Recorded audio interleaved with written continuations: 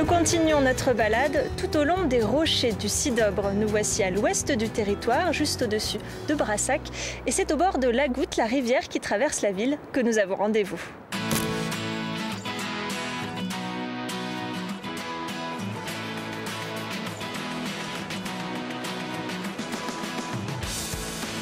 Le sentier de l'Escriboto est l'un des parcours touristiques qui longe la Goutte. Apprécié par les randonneurs, il est aussi très prisé des vététistes.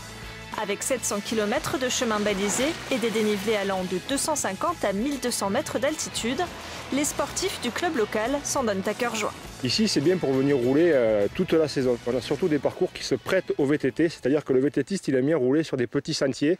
Et dans le pays brassagais, le Cidobre et même les monts de la Cône, on retrouve tout ce qu'un VTTiste aime, c'est-à-dire du pilotage, passer, s'amuser dans les chemins, avec des bonnes descentes, des bonnes montées aussi. Fondé en 2001, le VTT Club de Brassac-la-Cône compte une centaine d'adhérents. Parmi eux, plusieurs champions, comme Charles Pujol. Sa spécialité, la descente. Comme en fait un super G en ski, le but c'est de descendre le plus rapidement d'un circuit, donc là c'est dans les bois. Donc c'est assez technique, c'est varié, il y a des obstacles et on doit aller le plus vite possible. En suivant la Goutte, nous arrivons à Brassac. Curiosité de cette ville médiévale, ces deux châteaux érigés d'un côté de la rive par les protestants, de l'autre par les catholiques. Entre deux, le pont vieux du XIIe siècle qui a résisté à toutes les crues.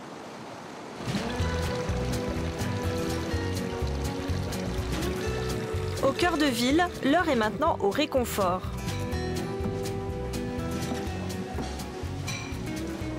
Dans les cuisines du Café de Paris, nous retrouvons Arnaud Carré.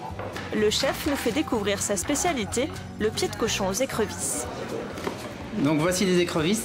Juste un peu plus haut, il y a un petit lac là dans la montagne. C'est un éleveur qui fait les truites et il vend aussi des écrevisses. Arrivé ici en mai dernier, le chef originaire de l'Est de la France s'est vite approprié les produits locaux. Là on va flamber avec un petit peu d'armagnac. Charcuterie, poissons de rivière et autres mets de caractère. After that, you never come back.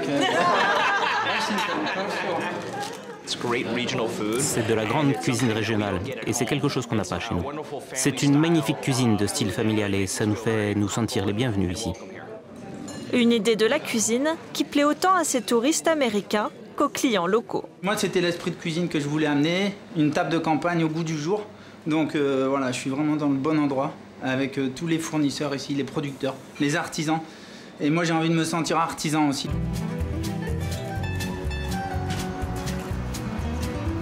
Le Cidobre, terre de caractère et de tradition. Demain, je vous propose d'aller à la rencontre d'une famille qui a su perpétuer un savoir-faire ancestral.